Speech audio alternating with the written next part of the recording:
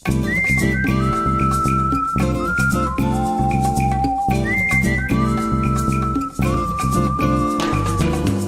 no secret that I absolutely love Monkey Kid, to the point where it's become one of my favorite animated shows of all time. From stunning visuals to powerful writing and characters, the show just ticks all the right boxes for me. But like all things, it isn't perfect. And that's something I never really see highlighted when it comes to this show. Monkey Kid is so good that it's met with almost universal praise. Everyone, including myself, has gone on and on about just how good it is. And I often find myself defending the show even more than most, going as far to say that Season 2 and especially 1 still hold up incredibly well and are severely underrated. But today we aren't talking about the first 2 seasons. Today I want to talk about Season 3, and more specifically, I want to talk about Mei. Season 3 is interesting to me because, as I pointed out in my MK analysis video, it's the only season that doesn't really focus on him. All of MK's development is kinda just stuff recycled from Season 1 and 2, as he relearns a lot of his powers after losing his staff, which he gets back by the end anyways. But the lack of much major character development for MK left the season open to exploring a lot of the side cast, most notably Wukong, Macaque, Tang, and of course Mei. But while I feel the season did wonders in making me more invested in Tang, Macaque, and Wukong than I already was, all I see with Mei here is a whole lot of wasted potential. And it sticks out because it's one of the few instances of the show not taking full advantage of the story that it clearly laid out for us. So in today's video, I want to dissect Season 3 to see why Mei's story here doesn't quite stick the landing and leaves me wanting more.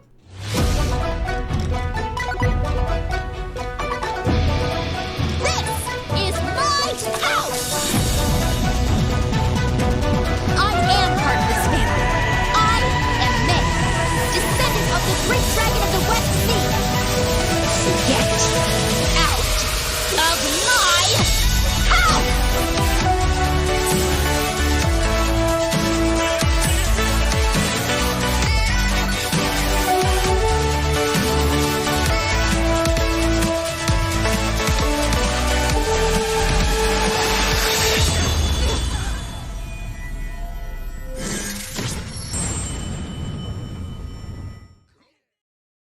Now that I've outlined that this video will be more of a critique of a show that I love and have a ton of respect for, I need to start by highlighting what I love so much about this story. And while that may sound backwards, the reality is that the highs of this story arc contribute to a lot of my disappointment with it.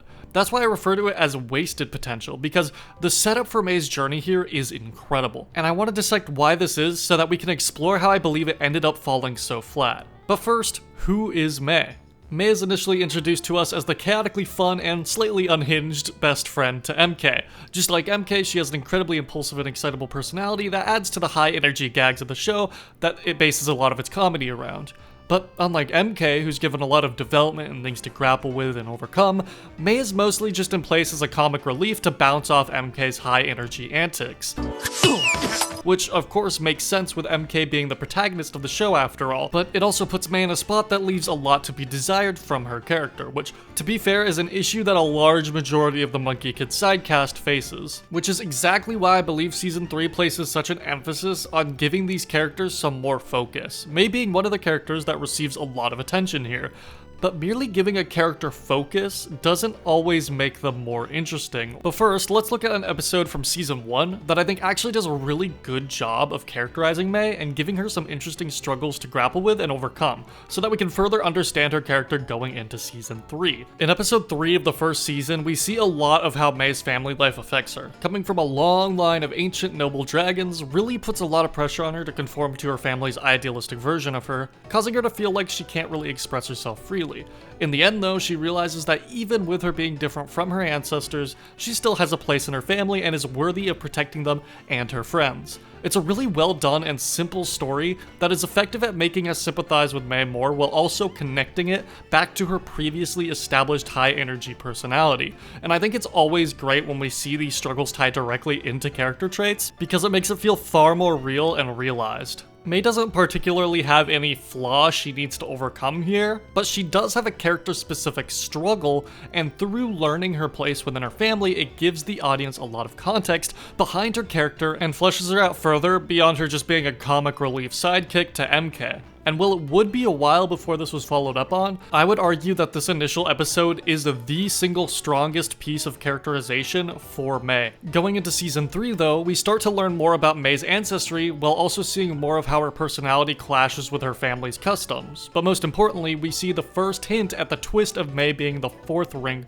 of Samadhi. Seeing this flash forward super early in the season does a great job of planting intrigue and mystery while instantly creating a connection between her and the main conflict with the Samadhi Fire. Mei's importance later on is heavily hinted at, but that importance is left vague, which I think really helps build up the suspense and mystery behind the character, which is especially impressive considering this is the 3rd season and Mei has been in the show since the beginning. So crafting a brand new mystery around a character that we've already known for a while is really cool. And it's also super important when it comes to getting us invested in her story in this season. We need a reason to care about what's going on with Mei, and this episode gives us that reason while doing a bit to recap who Mei is and what sets her apart from her family. In fact, all the build up to this twist is done flawlessly, with multiple instances of these flash forwards and tons of beautifully done moments of foreshadowing, making for a super intriguing first watch and an even more fascinating rewatch as you're able to pick up on all these little things that you missed, which I think is what makes for the best kinds of twists. Everything is laid out in a way that allows the viewer to start asking questions and piecing things together, leading up to the big I knew it moment when we finally see the ritual begin and Mei starts to face the effects of the Samadhi Fire. And it's made even better by the fact that we see another side of the mystery intertwined with Pigsy inadvertently learning about the 4th ring. We have 2 parallel buildups happening at once that both culminate in one of the most intense moments in the entire show. It is really well done. And the scene itself is equally amazing and a heartbreaking follow-up of everything that the season had been building to. Seeing Mei have to face the consequences of Wukong's mistakes firsthand, as the rest of the cast is powerless to do anything about it, really sells how unprepared and reckless Wukong really was in this instance, and is especially powerful considering Mei in episode 2 made a point of choosing to trust him over her own family. Mei desperately wanted to believe that Wukong had a plan to defeat the Lady Bone Demon, but as a result she suffers the worst of the consequences. It's a painful representation of how Wukong's dishonest actions only act to hurt those closest to him, when at the end of the day the only reason he did any of it was to protect them. And capping out the scene with MK being the one to help her find momentary peace by reassuring her that they will figure out what they're going to do together is phenomenal reinforcement of how important their friendship is. And the fact that Mei chooses to leave herself in fear of hurting her friends is powerful. She recognizes the danger that she could put her friends in, while also beginning to point towards the central message of the upcoming special. As MK says, sticking together is Monkey Kid 101, and the special focuses heavily on the importance of sticking together and working things out as a group. You know, power of friendship type stuff. That is inherently what the special is about, and with Mei and Wukong going their separate ways, it immediately creates a conflict that connects to that message, leaving the rest of the cast to have to regroup and work together in the end to defeat the Lady Bone Demon. So this episode seems great, right? Well, yeah, it's a fantastic episode that does an amazing job of wrapping up the Rings of Samadhi story while setting up the conflict and ideas that the special would go on to highlight. But is it a great episode for Mei? And would the following Mei story go on to leave any meaningful impact on her character? Again, I just want to preface this segment by saying that everything I say here is not meant to make it seem as though I dislike Season 3 or the Season 3 special or even Mei as a character. I just personally have a lot of issues with how this story was handled, and I bring it up because 1, it makes for an interesting discussion. 2, it may be informative in a way that helps those watching maybe have a better understanding of what makes for interesting character stories, not that I'm by any means an expert. And 3, to highlight the problems with the show that I think could be improved upon because I want to see it be the best it can be since it's already so good to begin with. You don't have to agree with me, but I ask that you understand that this all comes from a place of love and admiration for the show. Okay, we clear? Cool. Yeah, I really don't like how they handled Mei during this arc. There's a lot of stuff to unpack here, so let me first start by addressing how Mei and the sidecast are traditionally treated in this show, as it doesn't have an amazing track record of giving everyone something meaningful to do, which I completely understand. The episodes are short, and there's only so many per season, plus MK is the main character after all, so most of the show revolves around him and his development, but like I said at the start of the video, Season 3 actually barely explores MK at all, therefore giving time to develop a lot of the sidecast. And out of that sidecast, I'd say Macaque, Wukong, and Tang all get really good stories here, but Mei just doesn't, in my opinion. She does of course get more focus, and she gets a lot more than Sandy and Pigsy, but you also keep in mind that Mei had a whole build-up throughout the season that would imply something larger at play. So why doesn't this work? And why does it feel like when compared to the other characters, even if she has more screen time technically, she was robbed of a greater narrative? Mei is put in a spot by the beginning of Season 3 that leaves her feeling a bit irrelevant, with Macaque even jokingly pointing this out in Episode 1. Ah, you must be the dragon girl I've heard so little about. She's had one episode surrounding her in the first season, and hadn't really done anything since. Episode 2 was a really good chance for them to further Mei's character, but they just end up reinforcing the same ideas we already know about Mei. She comes from a long line of dragons, doesn't fit in with her family, but doesn't care and sticks by her friends instead of conforming to what's expected of her. Nothing new is really learned here, so it leaves me kind of wondering what the point of her visiting the East Palace was, besides providing our first hint at the Samadhi Fire. It does do a good job of reinforcing who Mei is for this arc, and Mei takes action in the story for sure, but nothing here is new to what we already know. The show also continues to do one of my least favorite things with Mei, where they show her getting all powered up only to be interrupted or outshined by another character like MK. It started all the way back from the pilots, and they continue to do it. Like, she has these cool powers and this cool sword, but she never really gets to use it because, you know, MK has to be the one to always save the day and be developing, which, don't get me wrong, I love every piece of MK's development, but when it comes at the cost of giving Mei some much needed moments, it kind of hurts my investment in Mei more than anything, as the show keeps proving it's more interested in focusing strictly on MK when it comes to these big hero moments. And this problem gets considerably more irritating once she has the Samadhi Fire and still can't seem to have any personal victories of her own. But we'll get to that later. In episode 7, she gets completely sidelined for an entire episode, which sure, so did Tang and Pigsy, but at least with them it kind of makes sense. Like in Tang's case, it actually plays into his arc about feeling left out and finding his place and purpose within the group, and one of the main running bits with Sandy is that he's often just not getting anything to do most of the time, which is as sad as it is funny, but I don't know, I feel like Mei at least could have gone on that mission instead of having another MK story where he needs to believe in himself. Especially because by the time we get to the finale, there isn't really any dynamic built up between Mei and Wukong. And I think if they had this episode to interact, it would have made her outburst at him feel a lot more impactful. Plus, it would have also just made for a far more interesting dynamic, as it's something we haven't really seen even now. And I know within the context of the episode, this whole thing is just kind of played off as a gag, but I do think it is genuine missed potential that Mei doesn't really get to share much screen time with Wukong, since the whole climax of the season revolves around those two characters. So yeah, even before any of the Samadhi Fire stuff, the season kind of treats Mei the same way she has always been treated in the first two seasons. She remains super underutilized and constantly gets overshadowed by other, more important characters, despite actually having some mystery being built up behind her. Her characterization is still great as always, but we don't learn much about who she is or what she actually struggles with. And so that leaves us with the Samadhi Fire plotline itself. With something as big as this, it surely would be the opportunity to improve Mei as a character and finally make her relevant.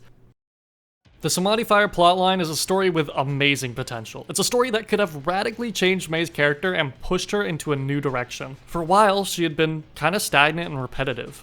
But now is the show's chance to push her character forward. So, did they do that? Well, I don't think they did. Not only do I feel as though the story fails to develop Mei in any meaningful ways, but I also feel like it diminishes her agency in the story, turning her into more of a plot device, a power that the heroes and villains must fight over.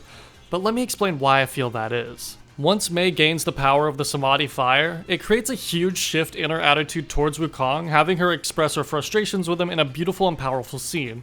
Like I talked about earlier, Mei is facing the consequences of Wukong's mistakes, and it creates for a really strong moment here, as Wukong realizes the true impact of his behavior. But the thing is, between both characters, Wukong is the one here that's developing. Everything that had been building up throughout the season was meant to culminate in this moment where Wukong is rightfully called out, and it's a great climax, but it also makes it so that Mei is the one pushing other characters' stories along rather than herself. Anyone could have been put in Mei's situation and come to the same conclusion. In fact, I don't even think Mei was the best choice for this moment. Personally, I feel like it would have been far more in character for Pigsy to have this outrage. He's the one that's most concerned about MK's well-being while also having seen Wukong's dishonest nature firsthand. I'm not saying Pigsy should have been the fourth ring instead, but I feel as though Mei's role isn't really uniquely hers here and could have been swapped out by another character. Her frustration with Wukong is very justified, and it's a great moment, but more so for Wukong rather than Mei herself.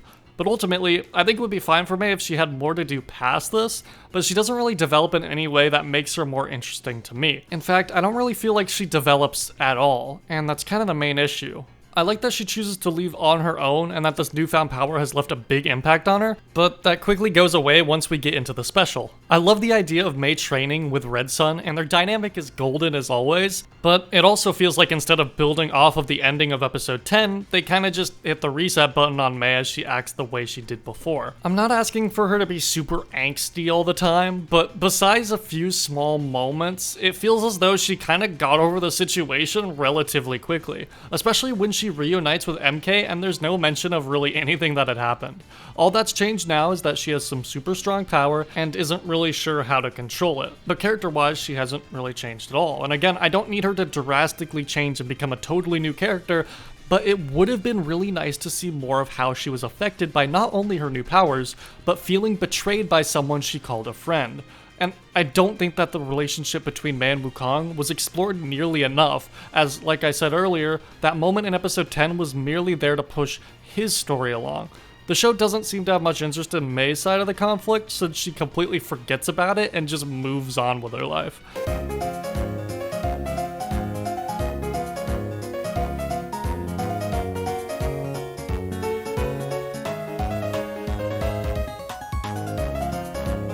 For Wukong, that moment caused him to spiral into guilt and regret as he went to take it out on the one person standing in the way of a peaceful life for him and his friends. But for Mei, she kinda just goes to train because the plot needs her to. Unlike with Wukong, there's not really any big personal choice involved. Her feelings towards Wukong and how she feels about what he did are never really explored again. She brings up briefly how she's scared about losing control and hurting people, but Red Sun is just like, nah, you'd win, and it never comes up again. It feels unfair to have this big moment for Mei that only acts as a motivator for a different character, and it feels even worse to see Mei talked about like she's become nothing but this power that one side must take control of. And when she encounters that firsthand, she still doesn't get to have any personal victory and gets captured. Not even with a power that is said to destroy universes can she do anything to defend herself. It just feels like the story is trying so hard to hold her back. Let Mei have these victories. Let her be affected by these situations. Let us see how Mei overcomes these struggles instead of presenting them to us without any interesting continuations. Now, don't get me wrong, there are a lot of interesting ideas at play here. One of the main through lines with Mei's training is what she has to learn in order to harness her newfound power. As explored before, Mei is very hyperactive and impulsive, but here she needs to learn to focus and have a higher sense of control than she is used to. It's a super intriguing angle, as it challenges one of Mei's most defining characteristics. The problem arises when they present this idea but don't show any of the actual journey. Red Sun tells Mei what she needs to do, Mei acknowledges this, and then she does it. A lot of the training happens off screen, and we don't really get to see her push aside her own traits in order to control the Samadhi Fire. In fact, you would think that this would be especially hard for her, because going against her own personality is pretty similar to the idea of her conforming to her family's standards, like she had been struggling with before. Going against what makes her herself in order to protect those she cares about seems like it would create a lot of conflict for her, but we don't really see any of that. And by the end, she doesn't really go through any form of arc, nor is she any more defined than she was before. With motivation from Red Sun, she escapes and helps in the final battle, but it doesn't really feel like her own personal win here. It feels like she needed to be forced back into the cast so that the show could have its big finale moment. And that big finale moment is great, but it comes at the cost of Mei getting any form of a meaningful story. She's involved, she's an active participant, but she doesn't grow herself, become any more defined, or have any interesting arc or personal journey when the ideas are all set in place for that to happen. The show sets up a lot of really interesting ideas, status quo changes, shakeups to previously existing dynamics, and struggles for Mei to grapple with, but doesn't really go anywhere with any of it. And that's why I find it to be wasted potential. There's nothing inherently terrible about this story. It doesn't ruin any of the amazing buildup or hinder the special in any way that makes me dislike it. What they did with Mei here is still serviceable and works in the context of the season, but it feels somewhat cheap. It feels like there was so much more to explore. It feels like in a show where the writing is so tight and every scene plays an important role in expanding the story, what they did with Mei just doesn't fully satisfy me, and I totally understand why. Monkie Kid seasons are incredibly short. They only have so much time to do what they need to do, and while season 3 had a lot it wanted to do, it also had to act as a finale to the entire show up until that point.